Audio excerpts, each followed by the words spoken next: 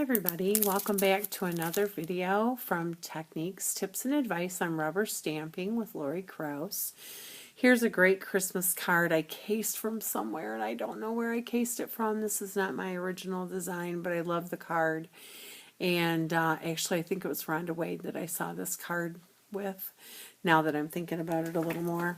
Anyway, beautiful card. It was really quick and easy, and my customers loved it. They did it in a Stamp-A-Stack and made 5 of them, and it was not difficult.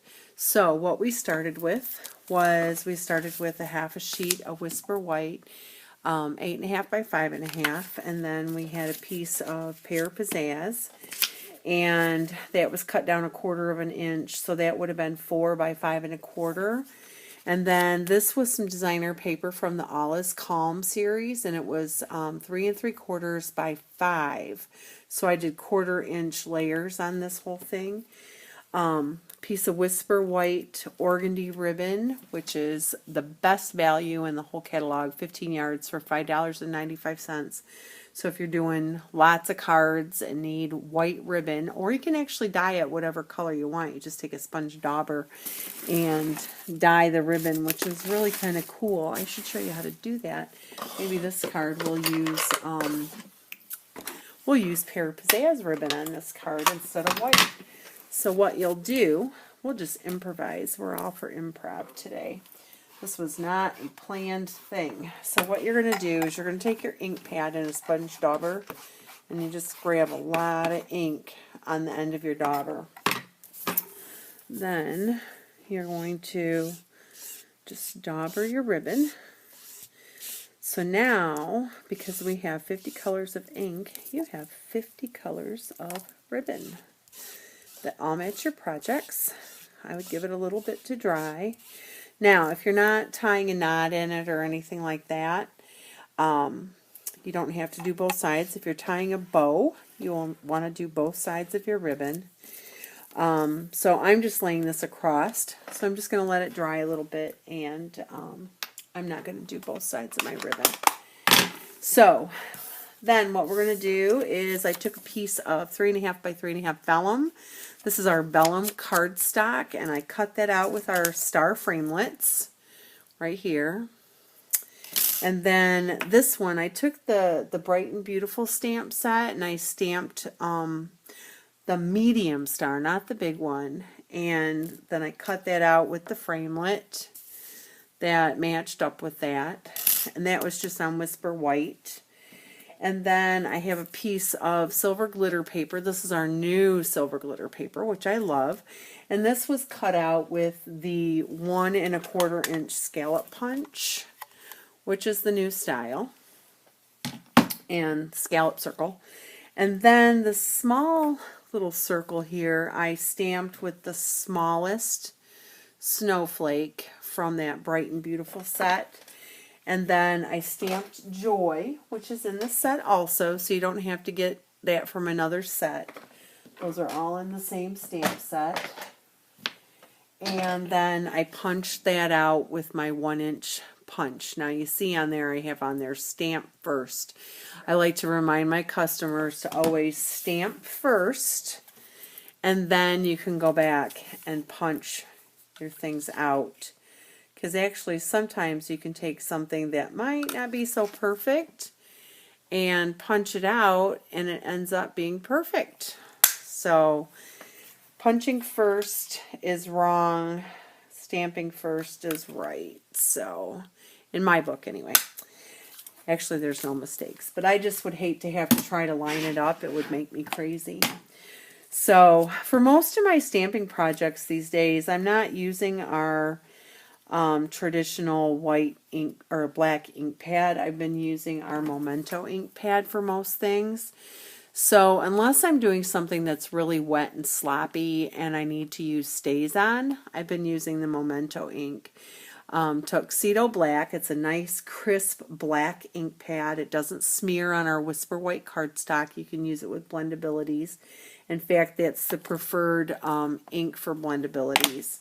So I've just been using that, and so far it's been working out good. So if I told you not to buy a black ink pad until I told you so, well, I'm telling you so. You can go ahead and buy the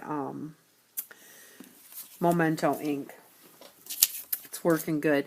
So now we're just going to layer this card together, and I'll show you a few tips and tricks. So I've got my piece of Pear Pizzazz and my piece of designer paper. I'm just going to glue that up with some snail. Snail's the quickest, easiest, cleanest way to glue your cards together. And so we'll get that on here like this. Okay. Now I'm going to take that new piece of Pear Pizzazz ribbon, and I'm just going to snail that, tack it to the back like so. So I've got it going across like this and just tack to the back. Can you see that? There we go. And I'm going to put some dimensionals on this. Dimensionals are a huge part of this card, and actually the placement of the dimensionals with the stars is another big thing. So I'm going to show you that. But first, let's build up our card. So we'll get these dimensionals off here. I know it's hard for you to see me when I work over to the side, but it gives us a lot more room right here for you to look at. Okay, so here's the white one that we did with the white ribbon. Here's the one we did with the green ribbon.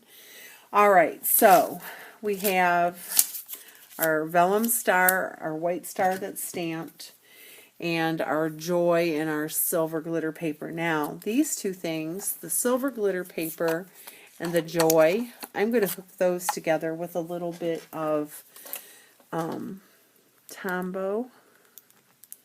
I just think that the Tombow works really good, and right now it's deciding it doesn't really want to come out of my tube. So, another improv moment. We'll just grab another tube of glue. Unfortunately, that was the one that was in my workshop box, so be my guess that maybe it's just clogged. So just a spot of Tombow, and that'll hold my glitter paper with my little tag very nicely. Now, on the back of here, what we're going to do is we're going to, 3 is a good number for me. 3, 5, 7, 9, you know how that is. Anyway, so what I'm going to do is on the back of here, I'm going to put 3 dimensionals. And that will be plenty to hold this to my vellum. Now, when you're putting your card together, you want to make sure that people can't see where you've put it together and how you glued it together. Okay, so there's that. Okay, can't see, it's all encased. Now, when I put the dimensionals on this vellum, I don't want it to be out here where I can see it, because the vellum's clear, not totally clear, but so I want to keep my dimensionals where the white is so that it sticks to my card. I've got plenty of stuff here to stick, but you can't see it from the other side. That is super important. It just makes your cards look a lot more professional if all the little edges and things are all just tucked in. So here we have this. So we've got that there, okay? And then, of course, our last little element is we'll take this, now that that's pretty stuck together, with our liquid Tombow.